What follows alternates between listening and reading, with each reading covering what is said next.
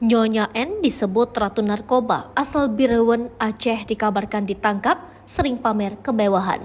Viral di media sosial kabar dari seorang wanita bernama Nyonya N alias Han yang disebut ratu narkoba asal Birawen, Aceh dikabarkan ditangkap polisi.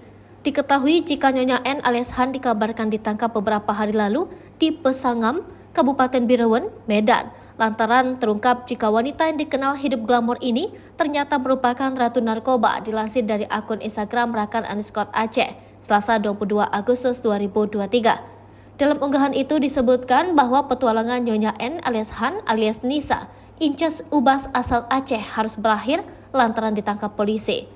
Disebut ditangkap karena lantaran selama ini sudah banyak menipu korbannya dengan menunjukkan hidup glamor yang ternyata ia peroleh dari menjual narkoba. Bukan pemain pemula, dia cukup profesional menjalankan bisnisnya. Sekilas banyak orang terkecoh dan tak percaya jika seorang ratu sabu karena ia membalut dirinya dengan glamor di media sosial bersama para sosialita. Tulis keterangan di unggahan tersebut. Tak hanya itu saja, juga sering menampilkan potretnya saat berada di luar negeri sehingga banyak yang mengira bahwa dirinya merupakan keluarga serta istri pejabat atau pengusaha. Kerap tampil bak seorang model, baik di Birawen bahkan luar negeri. Itu sebabnya banyak yang mengira jika istri seorang pejabat atau pengusaha kelas kakap di Birawen, sambungnya. Sementara itu, terungkap pula fakta awal mula Nyonya N atau Han atau Nisa memulai bisnis narkoba bersama mantan suami pertama dan keduanya.